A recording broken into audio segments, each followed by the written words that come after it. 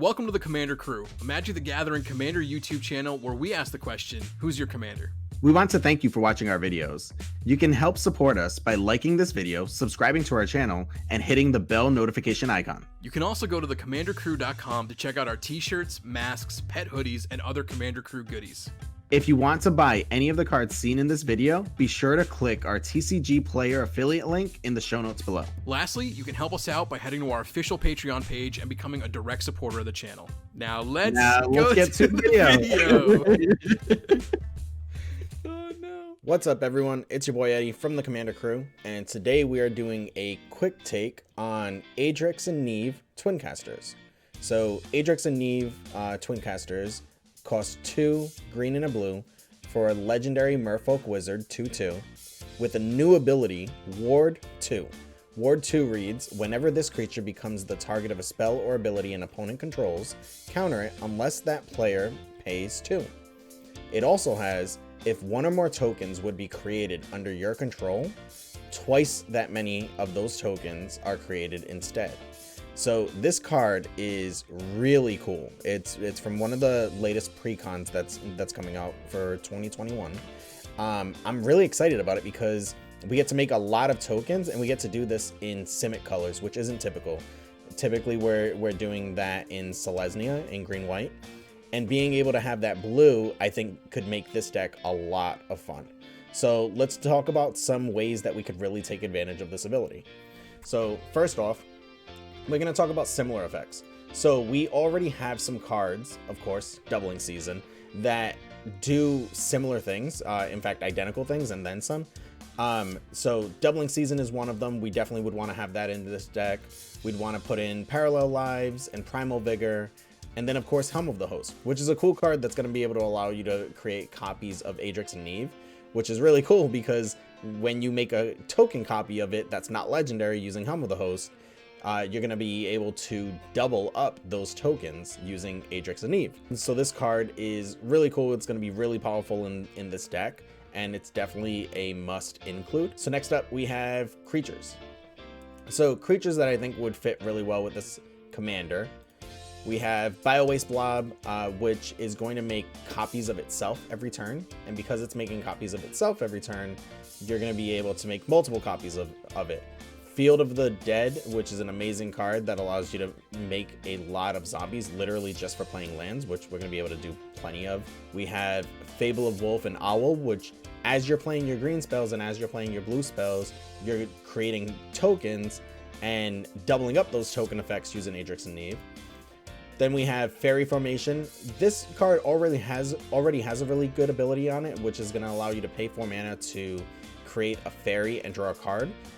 Now, though, you're going to be able to pay 4 mana and create 2 fairies and draw a card. We have Cackling Counterpart, which is one of the benefits of running blue in this deck, creating a token for only 3 mana at instant speed of any creature that you control. And then also it has a flashback ability, which is really cool.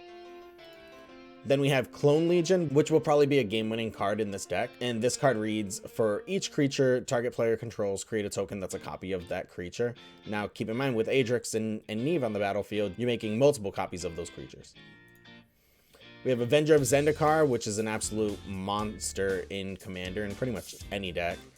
We have Bramble Sovereign, which is really good when your opponents are playing creatures that you want to be able to make copies of. You pay 2 mana, and now instead of just making 1 copy, you're making 2 copies. Rampaging Baloths, which is typical in any landfall deck. Not to say that this is going to be a landfall deck, but we are playing lands and we are playing green. We're probably going to be ramping a good amount. Then we have Coma and Tend to Shoot Dryad. Both of these cards are making creatures at the beginning of each upkeep. So these cards will put in work in this deck. Then we have Mimic Vat, which is going to let you put 2 tokens out onto the battlefield for the 3 mana as opposed to your typical 1. Then we have Scoot Swarm, which is, again, a monster in landfall decks, but when you're running green and you're doing enough ramp, typically you're going to have 10, 12, maybe 13 ramp spells in your deck. So with the amount of lands, extra lands that you're putting into play, running cards like Scoot Swarm, it's just absolutely monstrous. Then we have Rite of Replication, and again, another benefit of running blue in this deck, being able to cast this card. This card is an absolute monster in most decks, and when you get to double up on the amount of tokens that you're making, it'll be really, really good. One of the cool things about Adrix and Nev is it doesn't actually say that you have to make token copies of creatures. It literally just says if one or more tokens would be created under your control, twice that many of those tokens are created instead. So this includes any types of tokens that you can create, and since we're running blue, we get to make copies of other things, not just creatures.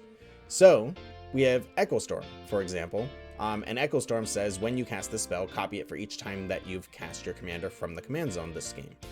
You may choose new targets for the copies, and then create a token that's a copy of target artifact. So now we're making copies of our artifacts. And this, I believe, can be a really powerful strategy that you can implement into this type of a deck. Maybe just going all in on copying artifacts and gaining as much value as you can off of that. Then we have 2 Planeswalkers, which I really love the idea of running Planeswalkers in this deck because you're already running Doubling Season, and that's one of the best cards to run alongside Planeswalkers. So being that we already have that, let's run a couple of Planeswalkers that can make copies of themselves. So for example, Jace Mirror Mage has a kicker cost of 2, and with that kicker cost of 2, you can actually put in 2 copies with Adrix on the battlefield, and that's 2 token copies of Jace Mirror Mage.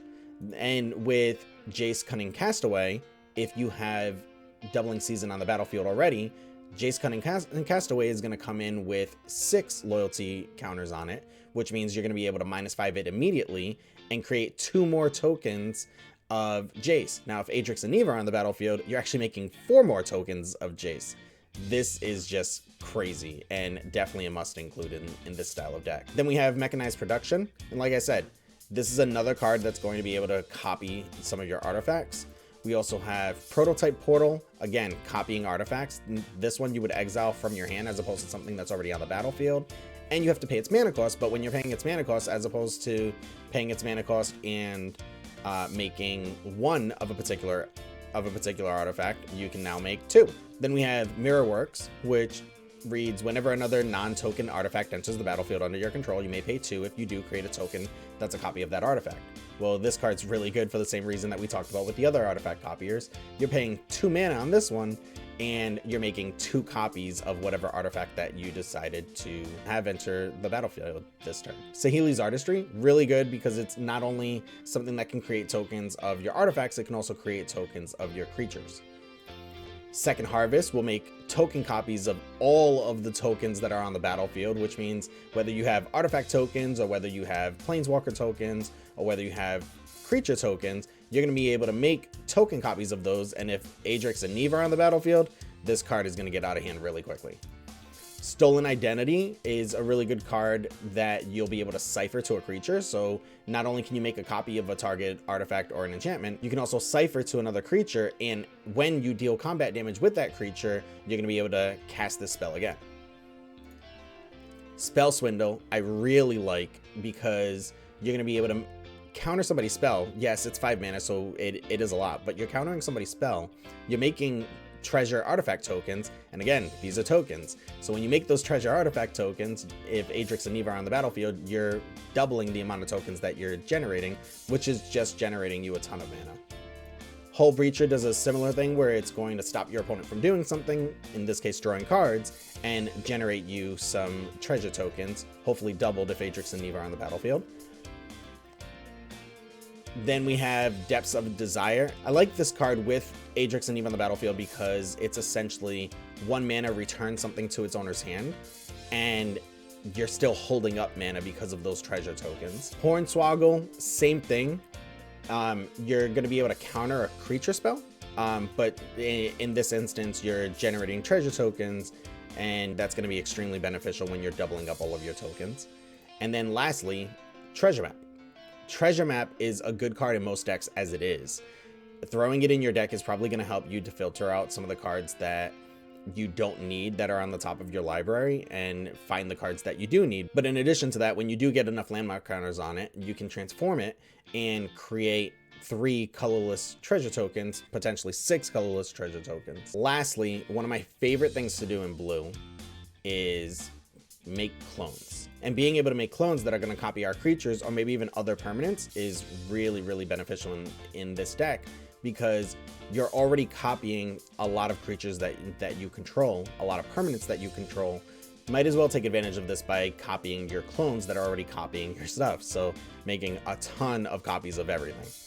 So we have Morite of the Frost, which is a clone that is able to copy any permanent on the battlefield.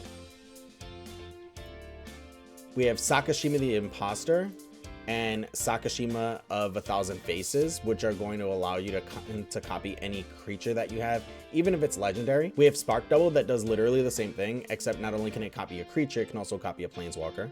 We have Vizier of Many Faces, which same thing, can come into the battlefield and copy a creature. And lastly, we have Clever Impersonator, which is a 4-drop that can come onto the battlefield and copy any non-land permanent on the battlefield. I really like this card. I think it's going to be one of the most fun cards coming out of the Commander 2021 Precons. Obviously, the whole thing hasn't been spoiled yet, but so far, this is by far my favorite card. I would love to hear everyone else's thoughts on it. If you guys want to leave some comments down below, tell me what you think. And don't forget to like, subscribe, and hit that bell notification icon. And until next time, take care.